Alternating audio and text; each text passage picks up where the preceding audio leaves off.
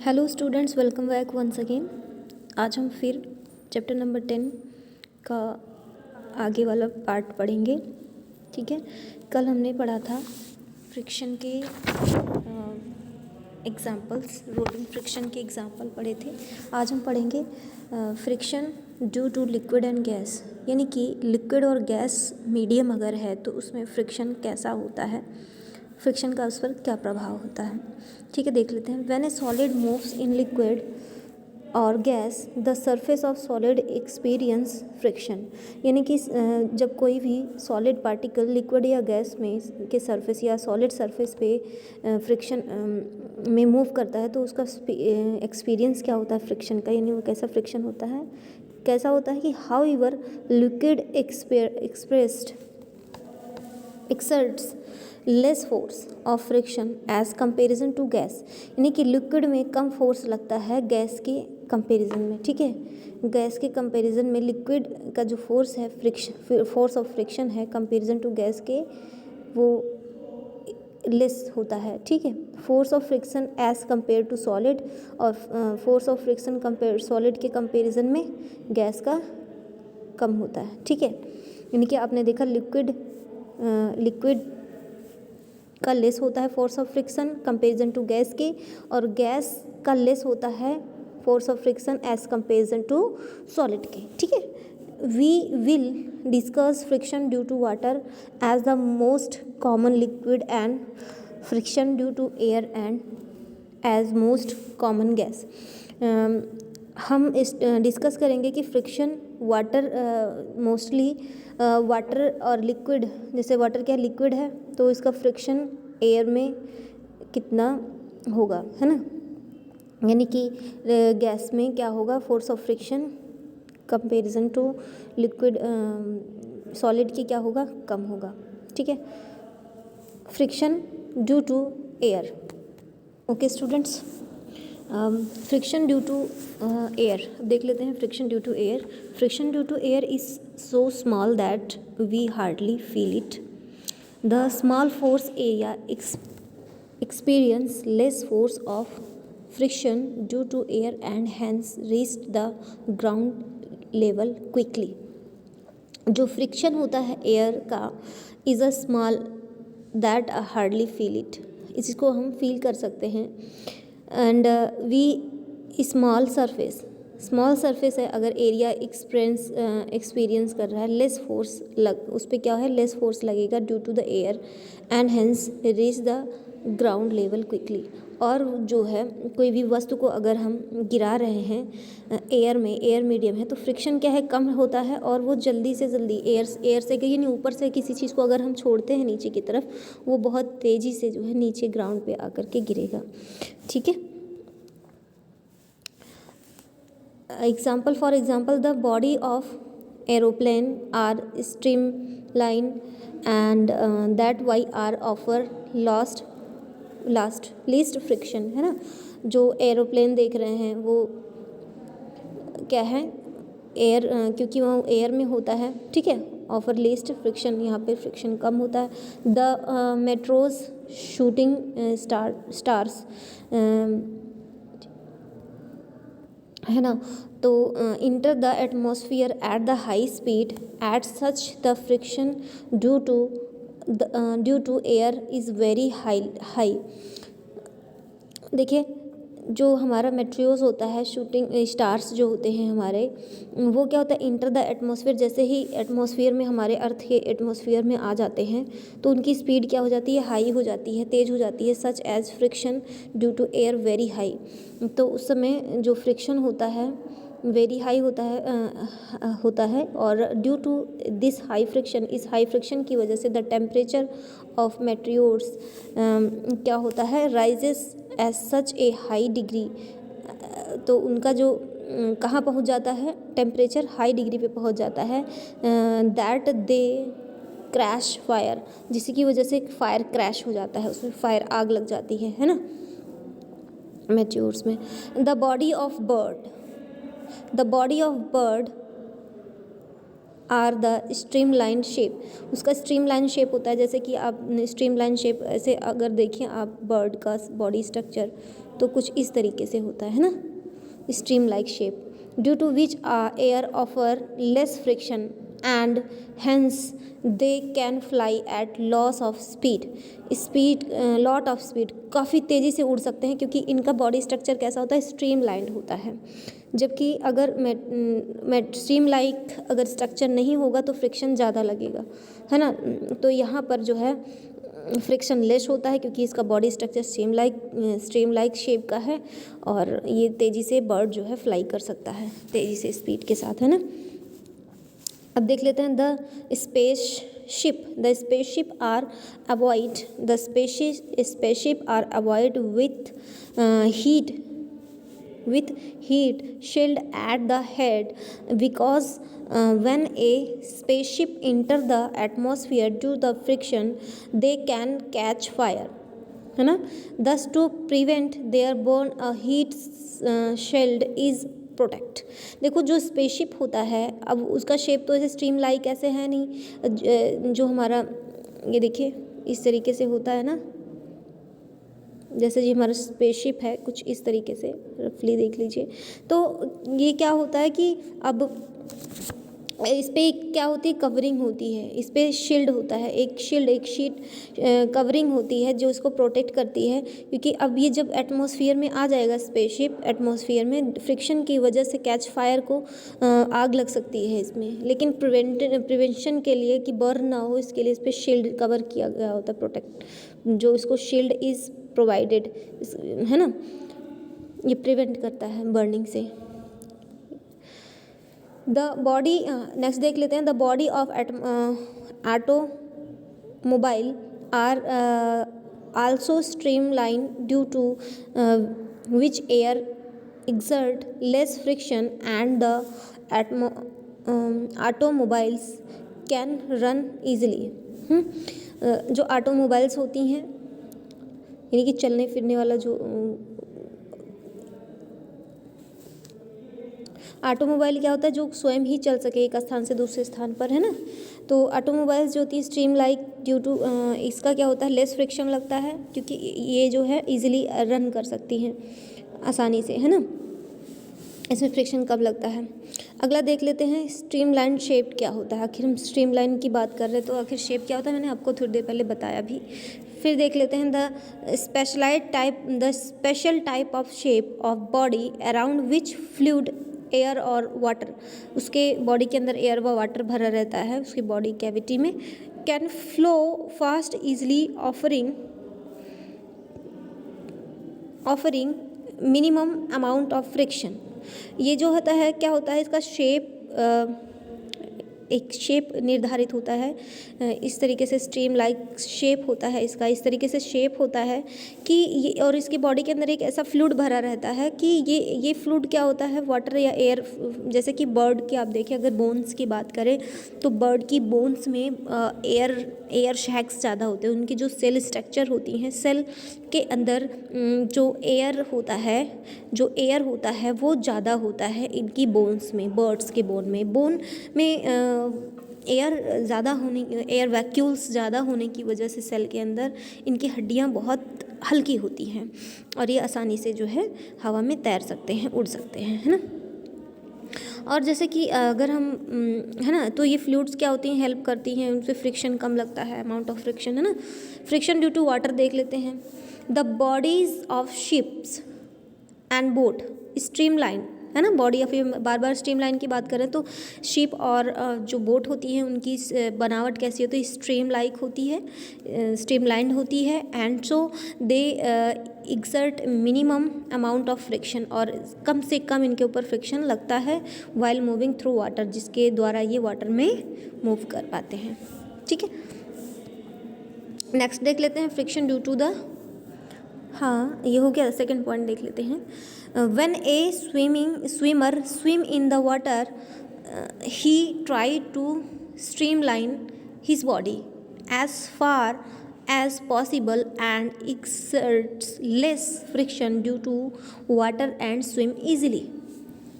देखिए जो स्विमर्स होते हैं, तैराक होते हैं, जो तैरते हैं पानी में, वो क्या करते हैं, अब देखिए कोई व्यक्ति है, इस तरीके से क्या होता है कि ये इसका बॉडी है, ये क्या होता है अपने हाथ पैर को इस तरीके से बनाता है, इस तरीके से मतलब तैरता है, अपने हाथ को क्या करता है यहाँ से वाटर को रिमूव करता है, यहाँ से हटाता है, और पैर को भी, ताकि वाटर ये आगे की तरफ बढ़ता जाए, आगे की तरफ बढ़ता जाए, है ना। स्ट्रीम लाइक बनाने की कोशिश करता है ताकि इसका बॉडी जो है for away possible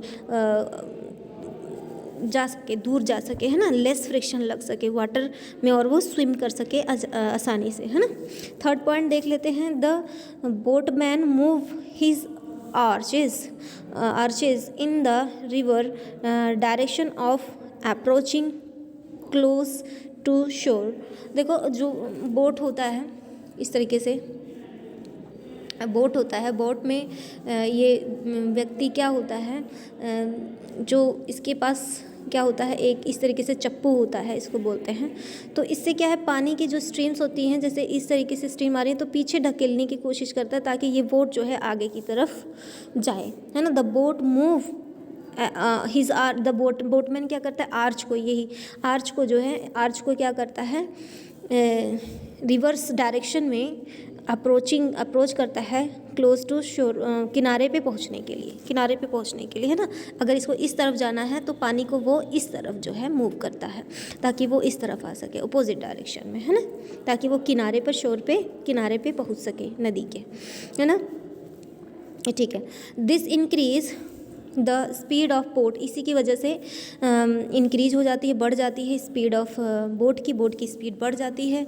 in running water में मतलब रनिंग वाटर का मतलब उस पर जो वाटर होता है, वाटर क्या होता है, मूवमेंट होती है एक tariqe की वाटर में ना, तो वाटर में रनिंग करके चल करके और सेफली क्या होता है, रीच द शोर, किनारे पे बोट पहुंच जाती है। बिकॉज वाटर ऑफर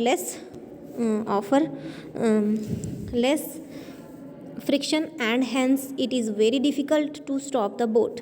अगर वाटर ऑफर लेस फ्रिक्शन, कम फ्रिक्शन लगेगा तो hence very difficult to stop the boat.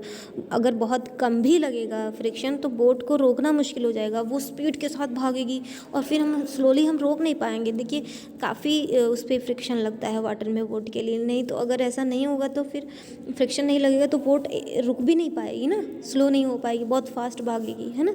For the same reason the big ship, जो बड़ी जहाज़ होती हैं, fire their engines in reverse direction is slow down. तो उनके जो इंजन्स लगाए जाते हैं, इंजन से चलने वाली जो बोट होती हैं उसमें इंजन्स तो लगाए जाते हैं, लेकिन वो इंजन्स क्या स्लो डाउन चलते हैं थोड़ा, ताकि कम से कम ये ऑपोजिट, जैसे इस तरफ जा रहा है बोट, कम से कम ऑपोजिट डायरेक्शन पे जो है मूवमेंट करें, चप्पू को ये चलाते हैं ताकि ये स्लो मोशन में, थोड़ा तेज़ तो जाता ही है स्लो मोशन में, लेकिन फ्रिक्शन इतना ज़्यादा कम हो जाएगा और ये ये क्या होगी, बोट बहुत तेज़ी से आगे की तरफ जाएगी, फिर रोकना मुश्किल हो जाएगा इसका, है ना। ठीक है,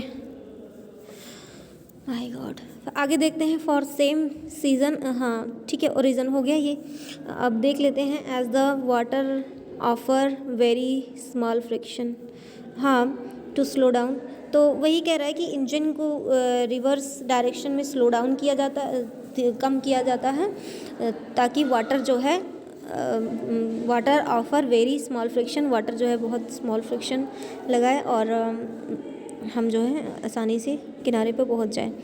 ठीक है, इतना भी कम ना लगाए कि बोट को रोक ही ना पाए, ना। फोर्थ देख लेते हैं, in nature the body of fishes are streamline. Nature ने जो फिश, जो आपका फिश है, फिश की जो बॉडी दी हुई है, फिश की जो बॉडी हमारी दी हुई है, स्ट्रीम लाइक स्ट्रक्चर उसका ऑलरेडी दिया हुआ है ना। नेचर ने फ़िश का जो बॉडी दिया हुआ है ऑलरेडी स्ट्रीम लाइन दिया हुआ है, so they exert less friction of water, ताकि वाटर में इनका फ्रिक्शन जो है कम से कम लग सके और ये आगे जो है मूव कर सके, है ना। ओके,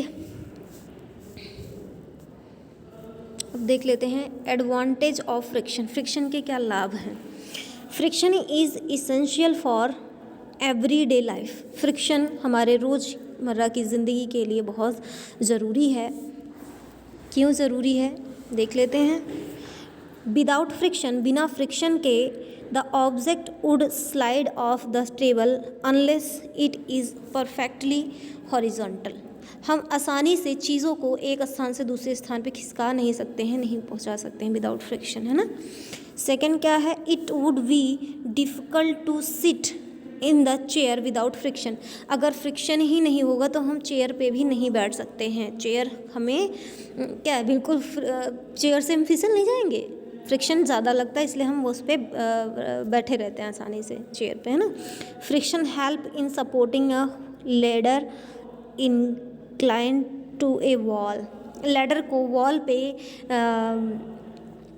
चिपके रहने पर हेल्प करता है ना, सपोर्ट करता है फ्रिक्शन। और friction provide reaction which make the car the and train to move. Friction की वजह से ही कार और ट्रेन क्या है, मूव कर पाती है ना। अगला रीज़न देख लेते हैं। Fifth, brakes the vehicle depend on friction. When brake the apply, the vehicle is stopped by the force of friction between the brake lining and the drum or the wheel। जो friction है, friction की वजह से ही जो vehicle होते हैं हमारे वो चल पाते हैं, ब्रेक कर पाते हैं। जैसे हम जब ब्रेक लगाते हैं तो वो रुक जाते हैं, है ना, स्टॉप हो जाते हैं। एंड जैसे हम ड्रम बजा रहे हैं तो उसमें भी जो हमारा क्या लगता है, फ्रिक्शन लगता है। We would not be able to, one second बेटा, हाँ, we would not able to walk it there is had been no friction, one second, no friction between the sole of our shoes and the ground. While walking we push equally on the ground and the force of friction act in the opposite direction, है ना। देखो ये जो हम shoes पहनते हैं, अगर shoes का जो सोल है ग्राउंड में अगर उस पर फ्रिक्शन ना लगे, फ्रिक्शन कम हो, तो हम क्या कहते हैं, फिसल जाएंगे ना, फिसल के गिर जाएंगे। वॉकिंग में भी हमारा हेल्प करता है फ्रिक्शन, है ना। ऑपोजिट डायरेक्शन पे लगता है, जैसे हम दौड़ते हैं फिर नेक्स्ट स्टेप हमारा चलता है। While making we push equally on the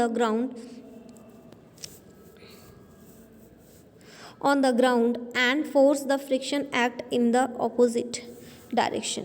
जब हम वॉकिंग कर रहे होते हैं, पुश इक्वली, हम इक्वली पुश कर रहे होते हैं ऑन द ग्राउंड को, and the force of friction act in the positive direction में हमारा फ्रिक्शन लग रहा होता है। The reaction of the force of friction on the foot, हमारे पैर पर जो फोर्स ऑफ फ्रिक्शन लगता है हमारे पैर पे, फुट पे, इन फॉरवर्ड डायरेक्शन, हमें फॉरवर्ड डायरेक्शन में हमें मूव कराता है, हमें फॉरवर्ड डायरेक्शन में क्या कराता है, मूव कराता है ना। हेल्प अस वॉक, जो कि हमें हेल्प करता है वॉक करने में, ठीक है। ओके, तो हमने देखा कि फ्रिक्शन हमें वॉकिंग करने में, चलने में मदद करती है ना। सॉरी, द रोड यहाँ देखिए, द रोड कहाँ गया, the road is the then made a throw by sprinkling sand ETC, है ना। रोड पे क्या होता है, देन मेड रफ बनाया जाता है स्प्रिंकलिंग सैंड की मदद से, है ना, ताकि इस पर घर्षण लग सके, फ्रिक्शन का बल लग सके ज़्यादा से ज़्यादा, है ना। अगर स्मूथ एरिया होगा तो फ्रिक्शन कम लगता है, जहाँ पे फिसलन होती है वहाँ पे यानी फ्रिक्शन कम लगा इसलिए हम गिर गए, फिसल गए, है ना। स्मूथ एरिया पे कम फ्रिक्शन लगता है और जहाँ पे रफ एरिया होगा वहाँ पे ज़्यादा फ्रिक्शन लगता है। इट इज़ नेक्स्ट देख लेते हैं। It is the friction between the belt and pulley that help in the rotation of various part of machine.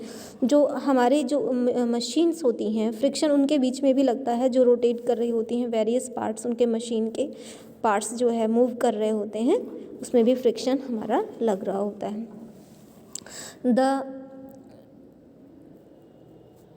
billiard player depend on the force of friction between the ball and the end of his cue force the good shoot सही shoot जो shooters होते हैं shoot करते हैं तो good shoot के लिए yes coming good shoot के लिए वो क्या करते उसमें भी बॉल जो फेंकते हैं उसमें भी क्या लगता है फ्रिक्शन लगता है ठीक है उसमें भी क्या लगता है घर्षण लगता है due to force of friction the screw and nails hold in the wood friction की वजह से जो स्क्रू है और नेल्स हैं होल्ड इन द वुड में होल्ड कर सकते हैं है ना होल्ड कर सकते हैं वुड को जो स्क्रू होते हैं जैसे ये कोई वुड का टुकड़ा है लकड़ी का तो इसमें स्क्रू से हमें छेद करना है तो ये फ्रिक्शन की वजह से करते हैं ठीक है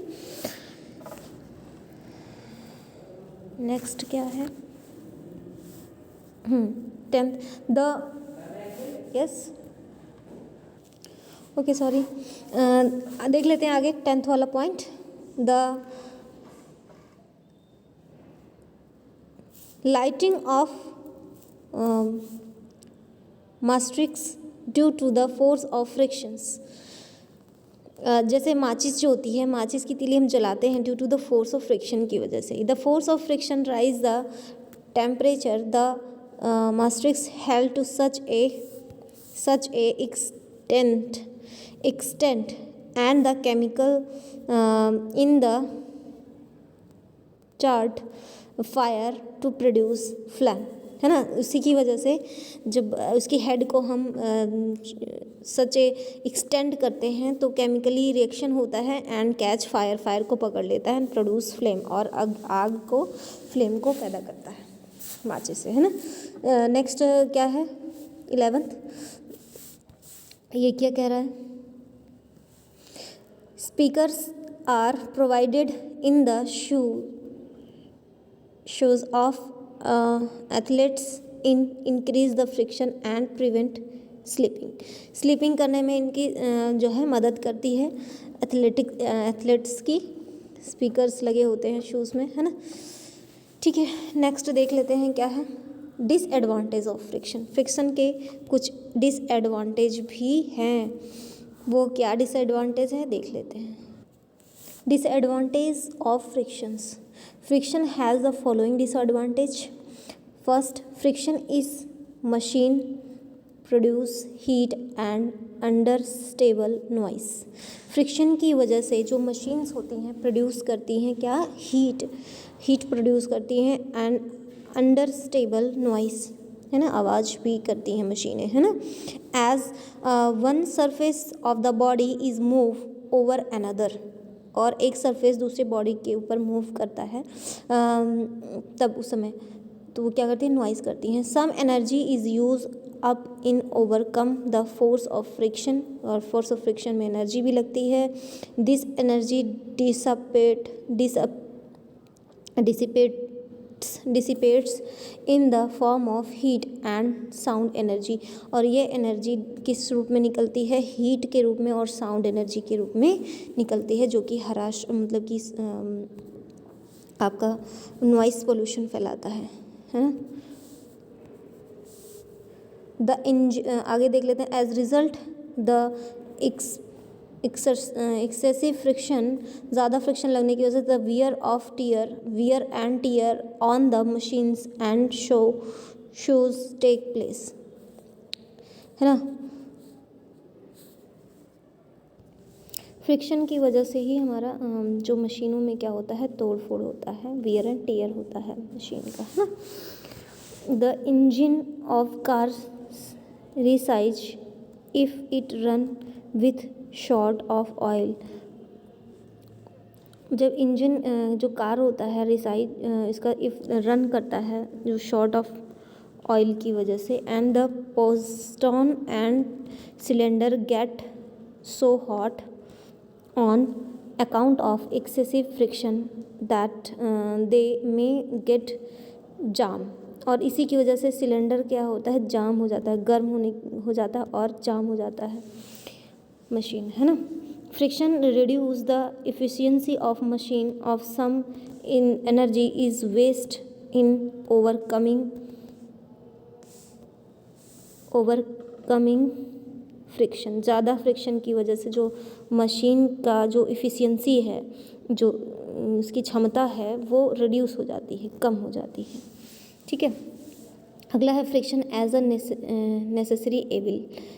फ्रिक्शन क्या है, ज़रूरी है। Without friction we can not sit at the body on motion और मोशन, अपने बॉडी की जो मोशन है उसको हम रोक नहीं पा सकते हैं विदाउट फ्रिक्शन के। Can not sit eight body and motion और स्टॉप द मूविंग बॉडी, चलते हुए पार्ट को, यानी कि कोई भी ऑब्जेक्ट है यहाँ से चल के यहाँ पे आ रहा है, स्लिप कर रहा है, तो इसको बिना फ्रिक्शन के ये रुकता नहीं। जैसे बॉल को यहाँ से किक किया और यहाँ पे जाके रुक जाता है फ्रिक्शन की वजह से, क्योंकि force of friction opposite direction में इसका लग रहा होता है और यहाँ जाके रुक जाता है। ठीक है, दस friction is necessary for carrying out daily activities. हम अपने डेली एक्टिविटीज़ में हमें ज़रूरत पड़ती है, नेसेसरी होती है ज़रूर फ्रिक्शन, है ना। On the other hand friction wastage energy bring about wear and tear and slow down motion. और जो अदर हैंड फ्रिक्शन वेस्ट भी करता है एनर्जी को और वेयरिंग तोड़ फोड़ भी होती है इससे मशीनों की, मोशन भी स्लो डाउन हो जाता है, मोशन भी रुक जाता है जहाँ पे हमें ज़्यादा तेज़ी से मोशन करने की ज़रूरत होती है। Thus we can say that friction is necessary evil. Friction ज़रूरी है, आवश्यक चीज़ है। एज विदाउट इट, बिना इसके we can not do our daily activities, हम अपने डेली की एक्टिविटीज़ को नहीं कर सकते हैं विदाउट फ्रिक्शन। ठीक है, ओके स्टूडेंट्स, अब इसमें देख लेते हैं वे ऑफ रिड्यूसिंग फ्रिक्शन। हम फ्रिक्शन को घटा कैसे सकते हैं। Friction can be reducing the following veg. Use the lubricants को, जैसे कि चिपचिपा पदार्थ होता है, लुब्रिकेंट्स होता है, जैसे कि ग्रीस वगैरह लगाया जाता है मशीनों में, तो उसकी वजह से हम घटा सकते हैं फ्रिक्शन को, तो मशीनें कम घिसेंगी, है ना। इसमें आप पढ़ लीजिएगा, इसमें ये है यूजिंग फाइन पाउडर का इस्तेमाल करके, फाइन पाउडर का इस्तेमाल करके जो है फ्रिक्शन को कम कर सकते हैं मशीनों में। जैसे हम पाउडर लगा देंगे तो उसका फ्रिक्शन कम लगेगा वहाँ पर भी, है ना।